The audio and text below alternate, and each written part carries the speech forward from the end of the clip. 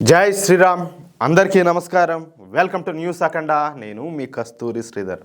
మిత్రులారా, Pakistan cricket board పైన బంగ్లాదేశ్ ఏకంగా తిరగబడింది. సరే, ఇంతకు ఏం జరిగిందనేది ఈ న్యూస్ ద్వారా చెప్పే ప్రయత్నం చేస్తా, ఓకేనా? ఈ న్యూస్ చెప్పబోయే ముందు మీకందరికి కూడా ఒక చిన్న విజ్ఞప్తి. మిత్రులారా, మన సంస్కృతి, మన దేశం, మన ధర్మం వీటిల్ని కాపాడుకోవడమే మన న్యూస్ అఖండ అసలు లక్ష్యం. కార్పొరేట్ సంస్థల అండదండలు లేకపోయినా కేవలం మీలాంటి దేశభక్తుల మద్దతుతోనే మేము ఇక్కడి వరకు రాగలిగినాం. నిజాయితీగా వార్తలు చెప్పడం అంటే ఈ రోజుల్లో ఒక పెద్ద యుద్ధం లాగా మారిపోయింది.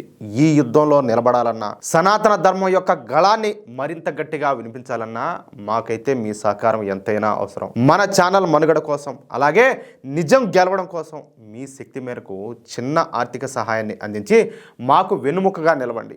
మీరు ఇచ్చేటటువంటి ప్రతి రూపాయి కూడా ధర్మరక్షణకే వినియోగించబడుతుంది. దయచేసి ప్రతి ఒక్కరు కూడా పెద్ద మనసుతో సహకరించండి. మన ధర్మాన్ని, దేశాన్ని కాపాడుకుందాం. మిత్రులారా, ఈ స్క్రీన్ మీద QR కోడ్ ఉంటుంది. అలాగే పేటిఎం, గూగుల్ పే ఆ నెంబర్లన్నీ కూడా ఉంటాయి. అలాగే కామెంట్ సెక్షన్ లో అకౌంట్ కు సంబంధించినటువంటి డీటెయిల్స్ కూడా ఇస్తాను. మీరు ఏ రూపంలో అయినా సరే మన ఛానల్ కు ఆర్థిక సహకారం అందించవచ్చు. అలాగే ఒకవేళ మీరు డబ్బులు పంపడంలో ఏవైనా ఇబ్బందులు తలెత్తితే అదే నంబర్ కు వాట్సాప్ ఉంటుంది. నాకు వాట్సాప్ లో ఒక్కసారి మెసేజ్ చేయండి ప్లీజ్. దయచేసి ప్రతి ఒక్కరు కూడా సహకరించండి. సరే, ఇక న్యూస్ విషయానికి వస్తే T20 వరల్డ్ కప్ నిన్ననే ప్రారంభమైంది. ఈ T20 వరల్డ్ కప్ మన దేశంలోనూ అలాగే శ్రీలంకలోనూ జరుగుతుందన్నమాట. ఈ T20 వరల్డ్ కప్ లో మొత్తంగా 20 దేశాలు పాల్గొంటున్నాయి. ఈ దేశాలలో Bharat, Sri Lanka, America, Afghanistan, Australia, England, south Africa, West Indies, Ireland, New Zealand, Pakistan, Canada, Netherlands, Italy, Zimbabwe, అలాగే నమీబియా, నేపాల్, ఒమను, UAE, స్కాట్లాండ్ దేశాలు అయితే ఉన్నాయన్నమాట. నిజానికి ఈ దేశాల లిస్టులో బంగ్లాదేశ్ లో కూడా ఉందన్నమాట. అయితే బంగ్లాదేశ్ క్రికెట్ జట్టు మన దేశానికి రావడానికి చెప్పాలంటే భయపడిపోయింది. ప్రస్తుతం భారత్, బంగ్లాదేశ్ దేశాల మధ్యన తీవ్రమైనటువంటి ఉద్రిక్త పరిస్థితులు అయితే నెలకొన్న సంగతి మీకు కూడా తెలిసిందే. దీంతో ఎప్పుడు ఏం జరుగుతుందో తెలియనటువంటి పరిస్థితులు అయితే నెలకొన్నాయి. బంగ్లాదేశ్ లో హిందువులను కావాలనే వాంటెడ్ గా టార్గెట్ చేసి ఈ బంగ్లాదేశ్ జిహాదీగాళ్ళంతా కూడా దాడులు చేస్తున్నారు. హిందూ మహిళల పైన అఘాయిత్యాలకు పాల్పడుతున్నారు. అతి దారుణంగా హిందువులందరినీ కూడా హింసిస్తున్నారు. ఈ బంగ్లాదేశ్ జిహాదీలు చేసినటువంటి దాడుల్లో ఇప్పటి వరకు ఎంతమంది హిందువులు చనిపోయినారో చెప్పాలంటే లెక్కే లేదు. అందుకే భారత్లో ఉన్నటువంటి హిందువులు కొత్తలాడిపోతారు.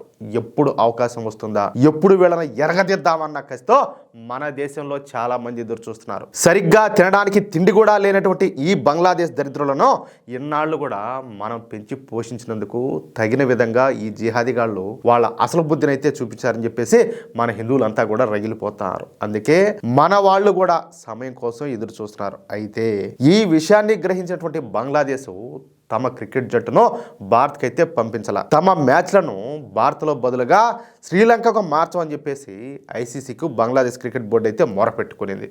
అయితే ICCలో ఉండేది ఎవరంటాలే మన అపర చాణక్యుడైనటువంటి అమిత్ షా గారి కుమారుడైనటువంటి జైషా గారు. మరి జైషా గారు బంగ్లాదేశ్ విజ్ఞప్తిని ఆమోదిస్తారా? ఖచ్చితంగా 100కి 100 పాళ్ళు ఆమోదించరు. పైగా జైషా గారు కూడా అవకాశం కోసమే ఎదురు చూస్తున్నారు. దీంతో ICC బంగ్లాదేశ్ విజ్ఞప్తిని రిజెక్ట్ చేసి పారేసింది.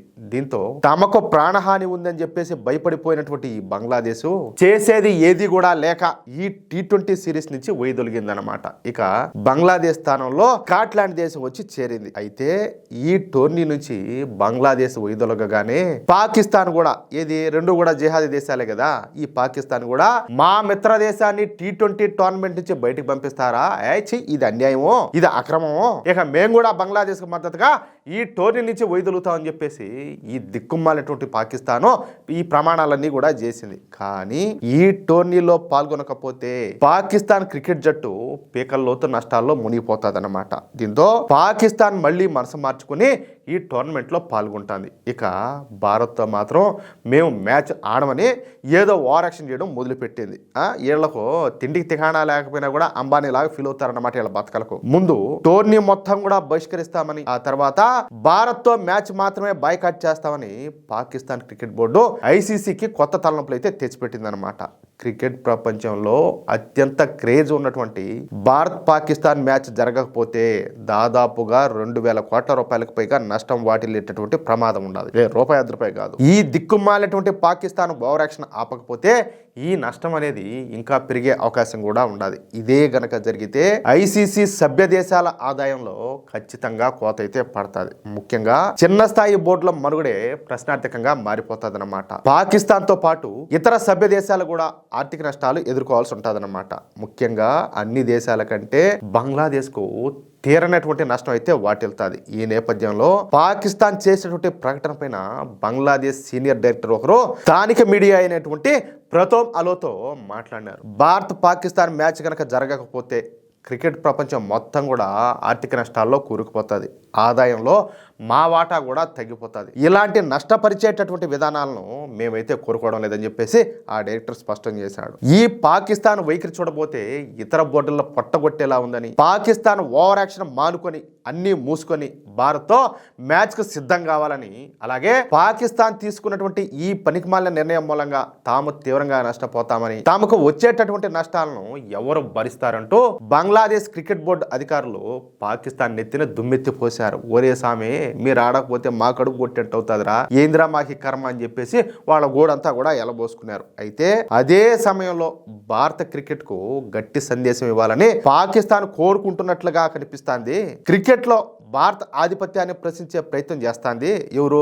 పాకిస్తాన్. ఆ కోణంలో పాకిస్తాన్ నిర్ణయం ఒక రకంగా సరైందే అయి ఉండొచ్చు అని చెప్పేసి అదే డైరెక్టర్ భారత్ పైన అక్కసన అయితే వెలగెక్కినాడు. ఎందుకంటే ఎంతైనా వాళ్ళు ఒకటే కదా, ఉన్నది కదా ఒకటే, గీక్కునేది మతపిచ్చి ఒకటే. కాబట్టి ఒకవైపు వ్యతిరేకిస్తూనే ఇంకొక వైపు వాళ్ళకి సపోర్ట్ చేశాడు అనమాట. అంటే వాడి బుద్ధిని అయితే చూపించాడు. అయితే ఐసీసీకి దాదాపుగా 90% పైగా ఆదాయం మన భారతదేశ మార్కెట్ల నుంచే వస్తుందని చెప్పేసి పాక్ బోర్డు మాజీ చైర్మన్ అయినటువంటి రమీజ్ రాజా వ్యాఖ్యానించాడు. దీన్ని బట్టి ఐసీసీకి ప్రధాన ఆదాయ వనరు ఖచ్చితంగా భారత క్రికెట్ అని చెప్పడంలో సందేహమే లేదనే అభిప్రాయాలు కూడా వ్యక్తం అవుతున్నాయి. దీంతో పాకిస్తాన్ మళ్ళీ యూటర్న్ తీసుకొని భారత్ తో మ్యాచ్ ఆడే అవకాశం ఉన్నట్టు తెలుస్తుందన్నమాట. ఎందుకంటే పాకిస్తాన్ గనక భారత్ తో మ్యాచ్ ఆడితే పాకిస్తాన్ కు కనీసం 500 కోట్ల లాభం వస్తుంది. ఒకవేళ అది గనక జరగకపోతే పాకిస్తాన్ జట్టుకు లాభం రాకపోగా ఎదురుగా ఏంటంటే ఫైన్ కట్టాల్సి వస్తుంది అనమాట. అందుకే చచ్చినట్టు ఇక దిక్కు లేక ఈ పాకిస్తాన్ భారత్ తో మ్యాచ్ ఆడే అవకాశాలే పుష్కలంగా కనిపిస్తున్నాయి.